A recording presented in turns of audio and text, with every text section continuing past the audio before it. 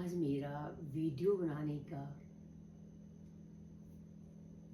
एक काफ़ी टाइम से एक मकसद था। बनाना भी चाह रही थी मैं। कहते हैं ना, सास भी कभी बहू थी। तो सास और बहू का रिश्ता, तो सास के बारे में आप कितना बोल सकते हैं, क्योंकि रिश्ता ही भगवान ने एक ऐसा बनाया है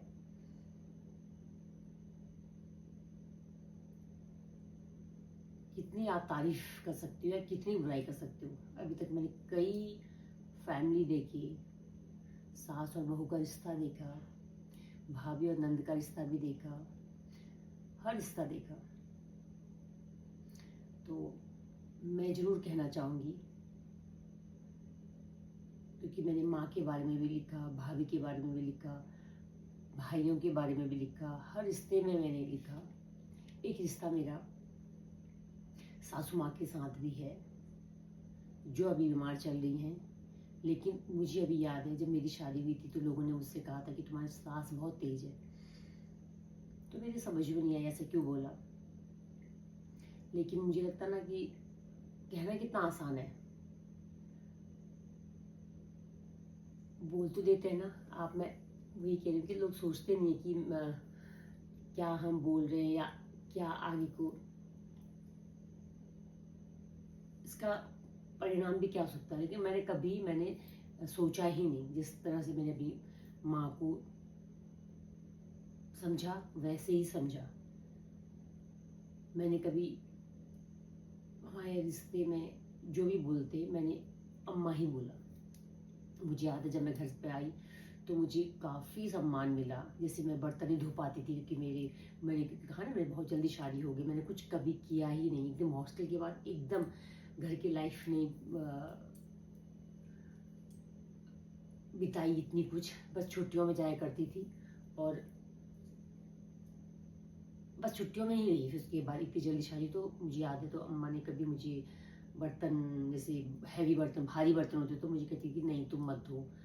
तो मुझसे धुलता भी नहीं था, मगर मैं कोशिश करती थी। मैंने कभी हो नहीं। तो मैंने कभी भी मतलब कि कभी जिंदगी में मेरा कभी उनसे तू मैं बोलना कभी नहीं हुआ। मुझे कभी बुरा लगा ही नहीं। और कभी, जैसे मुझे अभी भी याद है, मुझे खाना पकाना जितना भी आता था काफ़ी उनसे सीखी हूँ। मुझसे बहुत लोगों ने कहा था कि उन्हें बहुत मेहनत कर रखी है अपने टाइम में, बहुत इतनी मेहनत करके बच्चों को पाल रखा। तो मुझे वो ध्यान था। तो मैं कभी भी जवाब तो मैं कभी नहीं, क्योंकि जैसे मेरी माँ है, मुझे बुराई कहने में कुछ भी नहीं। बुराई कहने में इतना कि मुझे सूट नहीं पहनने दिया, क्योंकि मुझे कोई बुरा नहीं लगा। तो मैं अपने घर से मैं 2 धोती ले आई थी अपनी माँ से मांग के कि मुझे गांधी आश्रम की 2 धोती दे दो। मैं धोती पहन के मैंने चेंज किया, क्योंकि साड़ी सर से पल्लू नहीं हटाना था। तो मैं भी रखी गई साथ में, सर से नीचे पल्लू नहीं किया। तो मुझे लगा कि नहीं, संस्कार है, परंपरा है हमारी, क्योंकि मेरी माँ भी यही करती थी। मैंने अपनी माँ को भी वही देखा, अपने भाभी को भी वही देखा।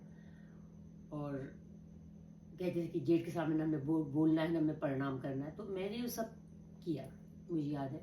तो सासू माँ ने, हाँ, मुझे वही कह रही थी। तो मुझे याद है, शादी जब होके आई, मैं करके जब जैसे गई, गाय का ही सब कुछ नहीं आता था, तो उन्होंने कभी नहीं कहा मुझसे। और शुरू में पानी का भी मुझे याद है, पानी की बहुत समस्या थी दीदीहाट में। तो मुझे याद है, मुझे कभी पानी के लिए भी नहीं कहा। मैं डरती भी थी कि भगवान, एक डर था मुझे कि अरे मुझे पानी के कहेंगे तो मैं कैसे जाऊंगी पहाड़, मतलब उसमें रास्ते में। तो कभी नहीं कहा। मुझे याद है, धीरू ही था तो मुझे जग देता था कि तू जग ले। तो मेरे दिमाग में ये था कि मैं अपना एक घड़ा, छोटा सा घड़ा दिखता था, वो सासू माँ का ही था शायद, या किसी का था, वो छोटा सा था। तो मुझे लगता था मैं इसको लेके जाऊंगी यदि गई तो मुझे कभी कोई परेशानी नहीं हुई वहाँ से। और मुझे याद है, जब नाश्ता बनता या लंच या डिनर बनता, तो अम्मा बहुत हेल्प करती थी मेरी। मुझे याद है, क्योंकि मुझे पकाना तो नहीं आता था। इतने लोगों का परिवार है, बच्चे 3-4 बच्चे, फिर लड़के सब, धीरू, ये हमारे मतलब पूरा पूरा 10-15 लोग का पूरा परिवार। इतनी हेल्प करती, क्योंकि अक्सर जिठानी, क्योंकि उनको है ना, उनको क्योंकि बहुत बड़ा तो खेत नहीं था, फिर भी छोटे छोटे गार्डन वार्डन हुआ करते, तो उनको वहाँ जाना पड़ता था काम के लिए कभी हेल्प करेंगी, फिर उनको अक्सर ज़्यादा खेतों में उसमें जाती थी, और शाम को अक्सर उनकी तबीयत भी कभी अक्सर ख़राब हो जाती थी। तो मुझे याद है इतना अम्मा हेल्प करती थी मुझे, बहुत नई चीज़, ऐसी पुरानी पुरानी चीज़ें हमने, मुझे अभी भी याद है कैसे पकाना है, सब उनकी चीज़ें याद है। खाना तो बहुत टेस्टी बनाती थी, क्या बढ़िया बोलो, कोई सब्जी और कोई दाल नहीं ऐसा होगा जो उनकी हाथ का पसंद नहीं आया मुझे। हम लोग कितनी चीज़ें डालते हैं ना, हमसे नहीं बनता है, जो उनसे बनता है मुझे याद है। तो मुझे इतना भी याद है, जब मेरे बच्चे के टाइम में मुझे डॉक्टर आते थे तो मुझे ऐसे खोल के चले जाते थे, नैनीताल कैसा मौसम ठंडा, फिर सासू माँ आती थी और बेचारी फिर कवर करेगी, और फिर मुझे याद है मुझे पेन कर दिया, फिर और आए और खोल दें, तो मुझे ये चीज़ें बहुत याद है। और याद है जब मेरे बच्चे के टाइम में उन्हें हॉस्पिटल में आई, और रूम में जब मैं रही, मुझे उन्होंने ब्रश भी कराया मुझे याद है, और कुछ दिन मुझे खाना बिल्कुल जैसे हलवा हलवा जो चीज़ दिया जाता है वो दिया, और दूध देना मतलब दूध गाय पे भी लगाया था, घर पे जर्सी गाय भी थी, तो वो मुझे ध्यान है। तो मैं, कोई इंसान भूलेगा नहीं। तो मुझे याद है कि बहुत बात तक कि कुछ भी घर पे होता तो सबसे पहले मुझे फ़ोन करके अम्मा पूछ लिया करती थी कि आज ये त्यौहार है, आज ऐसा है वैसा है, ये करो वो करो, तो ठीक है। तो मेरा बहुत अच्छा रिश्ता रहा। अभी भी मुझे कभी भी कुछ भी गरज नहीं, मैंने कहा ना, बस सिर्फ क्या था कि सूट नहीं पहनी थी, तो मुझे कुछ नहीं, मुझे लगा मैंने खुशी खुशी वो भी निभाया। कब पहना मैंने, जब मुझे याद है शारदा आंटी आई, बोली कि अरे तुमने ये गाउन क्यों पहन रखा है ऐसे ठंडे में बच्चों के लिए। तो बोला कि नहीं, मैंने इशारा किया, ये इशारा किया, अम्मा अलाउ नहीं करते सूट पहनना। तो अम्मा ने कहा, आंटी ने कहा, शारदा आंटी ने बोला कि अम्मा जी मैं ठीक कह रही हूँ ना। तो उन्होंने बोला नहीं नहीं, हाँ हाँ, जैसे आपको सूट करता है। तो मुझे याद है मुझे सूट भी नहीं सूट करता था, सूट भी नहीं सूट करता था, ठंड बहुत लगती थी, क्योंकि पॉलिश था नाक पे, तो इतना मोटा मैं लोअर अपर पहनती थी। तो सासू माँ समझ गई इसको परेशानी होती, तो उन्होंने कहा बस शाम होते कहती थी तो अपने कपड़े पहन, यानी कि मजाक करते कवच टाइप का कहती थी, तो वो पहन लिया करती थी। तो फिर मैंने पहनना वो स्टार्ट किया, और धोती साड़ी मुझे अलाउ था, कोई नहीं, बहुत अच्छे से निभाया मैंने, कभी मेरे उल्टा बोलने का तो मतलब ही नहीं हुआ। तो मुझे अभी भी याद है। और तो जब उन्होंने, मैं कहती ना, जब बच्चे निहारिका होने वाले थे, मुझे भी याद है, इनको तो कोई मतलब नहीं था कोई, तो मैं बहुत रोती थी, कभी मतलब इतनी तकलीफ होती थी, वही उल्टी उल्टी आने को, खाने को मन नहीं, तो मैं बहुत परेशान। तो अम्मा क्या करती थी, एक कोकला होता हमारे यहाँ नूडल्स टाइप का आटे का, या वो बनाती, चटपटा वो बनाती थी, चटपटा खाने को मन करता था।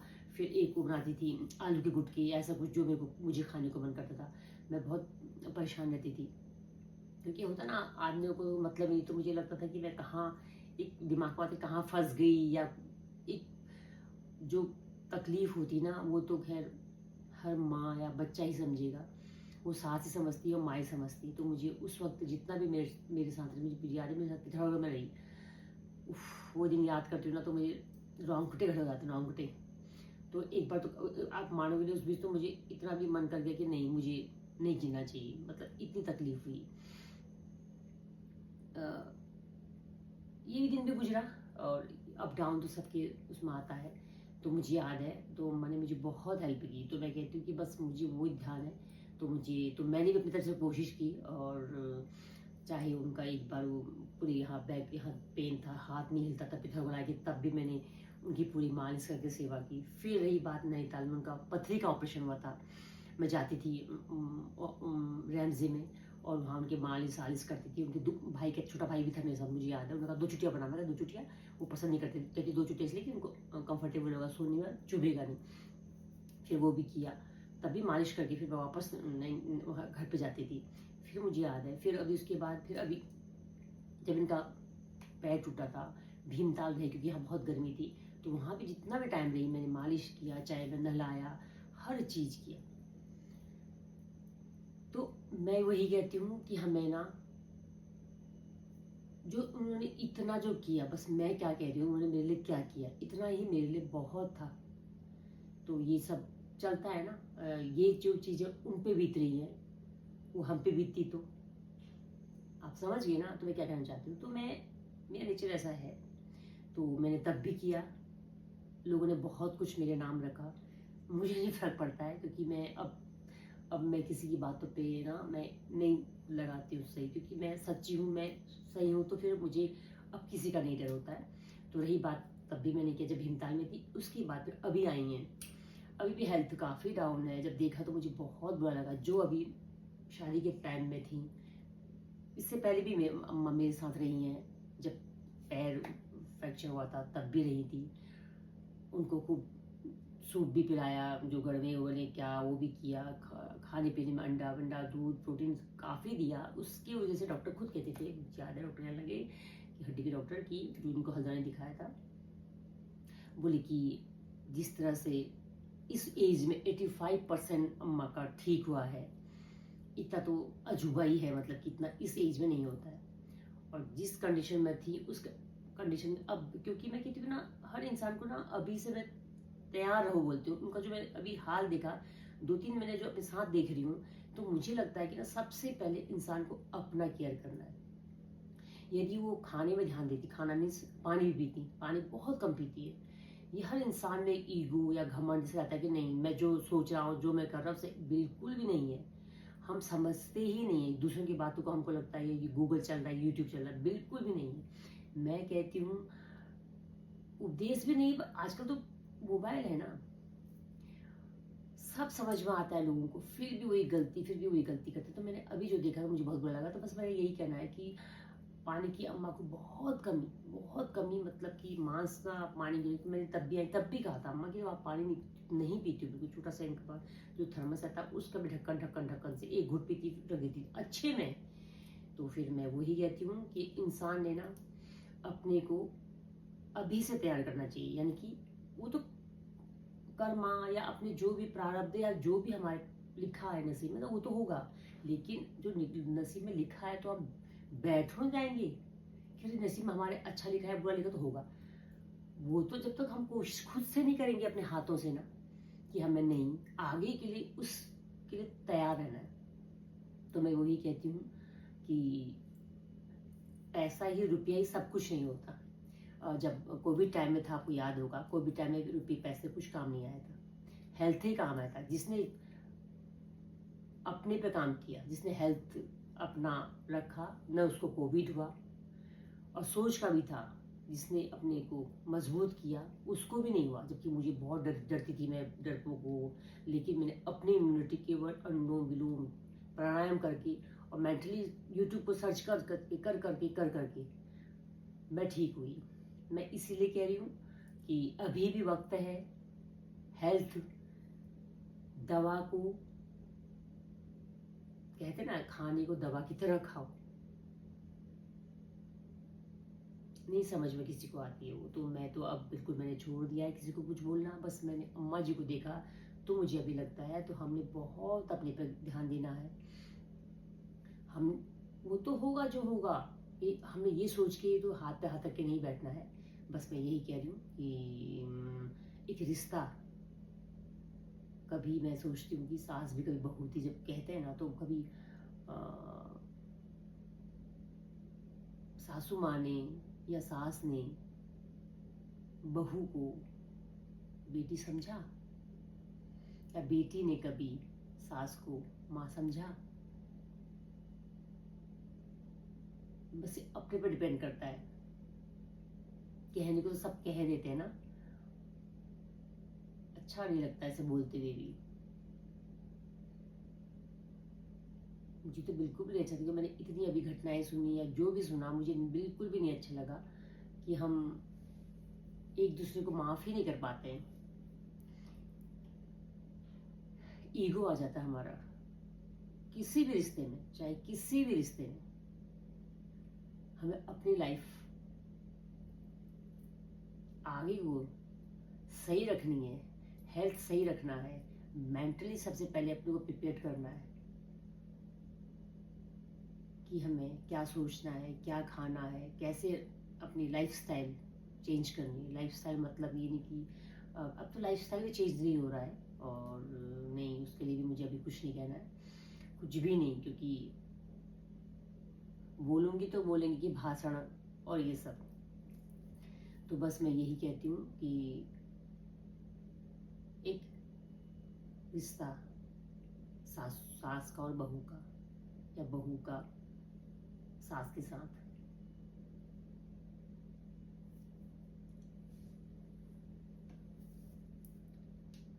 कभी सोचती हूँ कि सास भी कभी बहू को बेटी मान सकती है, क्योंकि बहू भी अपना घर छोड़ के आती है। माँ बाप भाई बहन हर एक रिश्ता होता है, कभी अपनाना चाहिए। और मैं कहती हूँ बहू को भी कोई भी वो बोलती है तो मुझे तो नहीं फर्क पड़ता है, क्योंकि वो मुझे, मेरी माँ भी थी जो हंसती थी मैं तो गुस्सा हो जाती थी कि अरे इतनी जोर से नहीं हंसना है, ये सब चीज़। और सीधे नहीं सोना है,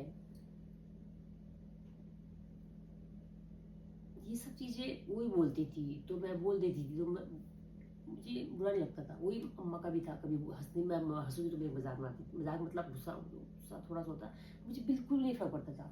तो मैं आजकल देख रही हूँ आज की लड़कियाँ या सासू माँ या बहू में इतने घर टूट रहे हैं या जो भी, इतना कुछ नहीं ठीक लगा। तो लेकिन मैं वही कहती हूँ कि मेरा बोलने का भी वही है, किसी को भी डिप्रेशन कुछ, पहली बात तो माफ़ कर दो, सास भी बोल दे तो उसको माँ समझो,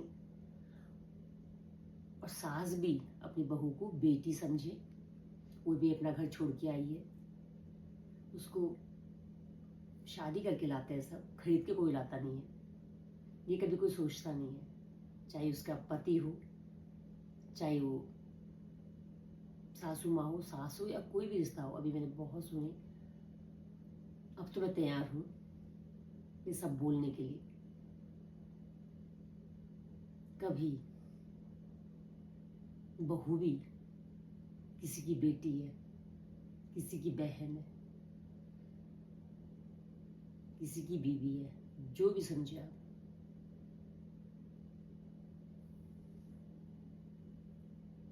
कभी कभी बहुत मुझे भी अफसोस होता है, बहुत कुछ लिखने को मन करता है, लिखा भी है मैंने कभी, अन्यथा भी ले सकते हैं मेरे लिखने का मन करता मैं डाल दूं, नहीं डालती हूँ। कहते कि सब औरतें एक जैसी होती, कोई औरतें एक जैसी नहीं होती है, बस सोच का फर्क होता है।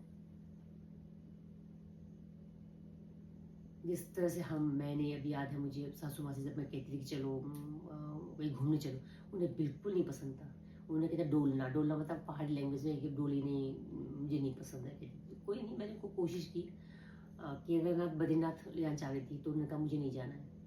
वो सोचती थी कि केदारनाथ बद्रीनाथ अभी जाऊंगी, तो उन्होंने कब जाते हैं, बोली कि बाद में। मैंने कहा जब हाथ पैर होंगे ना तब ना जाओगे, आज क्या हुआ। मैं वही कहती हूँ, मैं तब जबरदस्ती कैसे लेगी मालूम है। नीलू की मम्मी थी, मेरे भाई की जो मिसेज है, उनकी मम्मी ने मुझे कहा था जब भी आप लोग रुद्रपुर रुद्रप्रयाग जॉब करते थे, तो बोला कि कभी तुम जाओगी तो मुझे जरूर लेके जाना।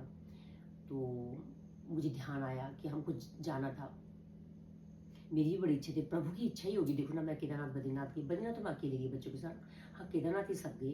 तो इनको अम्मा को फ़ोन किया, उन्होंने मना कर दिया था नहीं, तो मैंने इनको चिढ़ाया, क्योंकि होता ना एक और दूसरी औरतें चिढ़ती है तो जग जाहिर है। तो मैंने चिढ़ाया कि वो जा रही हैं केदारनाथ और बद्रीनाथ, वो भी हमारे साथ आ रही हैं, तो फिर रेडी होगी। तो मैं कहती हूँ कि हाथ पैर रहते हुए, चाहे तीर्थ यात्रा करो, चाहे सत्संग करो, रहते हुए ज्ञान की बातें तो पढ़ ही लो, उसके बाद तो कुछ काम नहीं आता है। मैं सोचती हूँ कि अभी मुझे इतनी, मतलब कि मैं 2-3 घटनाएं मेरे साथ ऐसी हो गई हैं, अपने मुंह के आंखों के सामने मैंने देख ली है, मुझे काफ़ी समझ में आ रहा है कि हम लोग पहले ये सब सोचते नहीं, हम तब करते हैं जब हम बिल्कुल बिस्तर पर पड़ जाते हैं, जब हमको बिल्कुल बीमार पड़ जाते हैं, जब हमारे हाथ पैर काम नहीं करते, तब हम कुछ करने को तैयार होते हैं। तो मैं सोचती हूँ इतना बिगड़ने से पहले ही क्यों ना पहले सुधर जाए। कोई नहीं फर्क पड़ता है, सुबह टाइम से उठो, आपको थोड़ा वॉक करना है, इसमें कोई हर्ज नहीं है। मैं तो सोचती हूँ थोड़ा वॉक करना है, थोड़ा अपने से समय बिताना है। हम सिर्फ सुबह से स्क्रॉल करने में, scroll mobile mobile mobile mobile, मालूम है। आप मानेंगे, एक चीज़ और बताती हूँ मैं, आप विश्वास करेंगे मेरा, मैंने लाइफ में, मतलब कि जब से मैंने मोबाइल पकड़ा है, कभी जिंदगी में स्क्रॉल नहीं कर रखा है एक भी। ना मैं इंस्टा स्क्रॉल करती हूँ, ना मैं ये यूट्यूब स्क्रॉल करती हूँ। आप यकीन नहीं करेंगे, मैं सर्च में जाती हूँ, वो रिकॉर्ड है मेरा, सर्च में जाती हूँ फिर करती हूँ, और जो आप कहते हैं मोबाइल पकड़ते मैं यूट्यूब बनाती हूँ, मुझे पता है, मैं नहीं कह रही हूँ कि मैं लोगों को वक्त मोबाइल देखूँ या नहीं देखूँ, देखूँ ज़रूर देखूँ, लेकिन एक समय बांधो। मैं यूट्यूबर हूँ, आप जरूर कहेंगे ना मुझे कह भी लोग मीडिया वीडिया, मैं कुछ नहीं, आप यकीन करो मैं यूट्यूबर हूँ, लेकिन मैं मोबाइल पकड़ते नहीं हूँ, मैं फिर कह रही हूँ तब पकड़ते हो। अभी मैंने इस बीच इसलिए पकड़ा, इस बीच क्योंकि मेरे को मोबाइल बहुत भर गया था। आप सोचो मैं जून का मैंने पोस्ट नहीं डाला अभी, तो सोचो जून का पोस्ट जो मैंने खाने बनाए थे यहाँ जाने से पहले, जून में जब हम लोग नैनीताल जा रहे थे उससे पहले 4 जो मैंने रेसिपी जो भी बनाई थी, मैंने कुकिंग की थी, वो नहीं डाला। क्यों? क्योंकि मुझे इतना हो नहीं। अभी इस बीच में क्यों डाला? क्योंकि मेरे फ़ोन पूरा भर गया था, मोबाइल काम ही नहीं कर रहा था, तो मैंने डाला कि मैंने कहा मेरी किट्टी करनी है तो उसकी जरूर डालूंगी। एक ना यादगार रह जाती है। हम जब कहते हैं ना जब इंसान नहीं रहेगा ना तब वैल्यू समझ में आएगी आपको, तब आप उसको ढूंढते रह जाओगे। इसलिए कहती हूँ कि आज मैं जियो, अभी में, पास तो मतलब ही नहीं होता। मैं भी पास में जी जी के मैंने अपना हालत ही खराब की। अब नहीं। और लोग कहते हैं ना, जिसने मुझे मेरी फ्रेंड मिली, फ्रेंड का क्लासमेट मिली, तो वो मुझे कह रही थी कि हाँ तुम ऐसे पोस्ट कभी डाल देती हो ना फेसबुक, उनको लगता हो ना कभी। जी नहीं। अब मुझे बीच में, हाँ मैं जानती हूँ मुझे परेशानी हुई थी, नहीं मैंने अब तो सोच ही लिया है कि अब मेरे मन को बिल्कुल कोई हिला ही नहीं सकता है।